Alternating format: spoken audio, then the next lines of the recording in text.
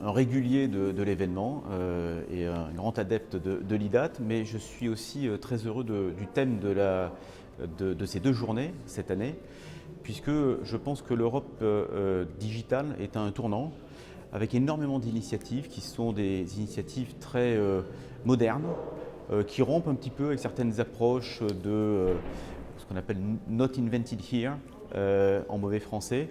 Et on est vraiment sur une approche en Europe avec par exemple des approches comme Gaia-X, c'est-à-dire cette idée de non pas d'empêcher les acteurs non européens à venir avec leur technologie en Europe, mais leur permettre à tous d'avoir une Europe ouverte, permettre à tout le monde de venir, mais avec les règles que les Européens auront définies. Un exemple, la portabilité des données à travers les clouds, c'est quelque chose qui est majeur pour les citoyens et les entreprises européennes.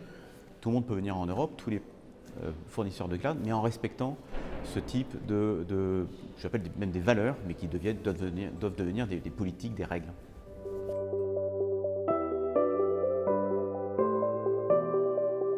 Je pense que ce qui est le plus positif aujourd'hui en Europe, c'est l'Europe des données d'entreprise, Enterprise Data. On a eu la grande vague pendant ces 15-20 dernières années, qui a donné lieu aux GAFAM, des données des consommateurs.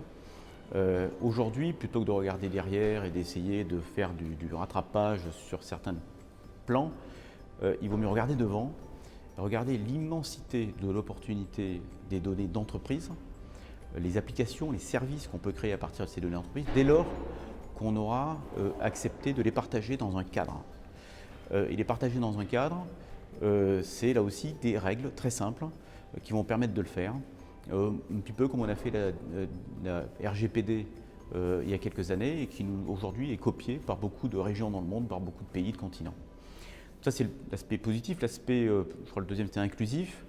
Je pense que ça c'est en conformité avec les valeurs européennes depuis toujours. Inclusif en termes de revenus des consommateurs.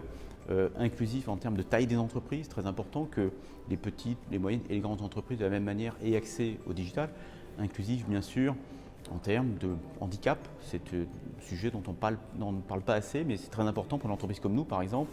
On est leader dans l'adaptation des solutions digitales aux différents handicaps. C'est une chose qui est très importante. L'inclusivité peut inclure beaucoup d'autres choses, mais je m'arrête là. Et puis la responsabilité, je crois que c'était le troisième thème.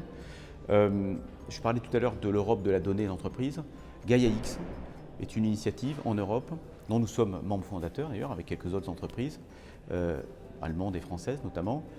C'est un cadre dans lequel on va justement pouvoir définir des règles d'interopérabilité des clouds, de portabilité de la donnée, de cybersécurité, qui vont permettre justement d'avoir cette Europe de la donnée où on va pouvoir partager entre entreprises de la même chaîne de valeur ou entre différentes chaînes de valeur des données en toute sécurité, en toute indépendance technologique pour pouvoir créer des nouveaux services et être les leaders de demain en Europe de la donnée d'entreprise.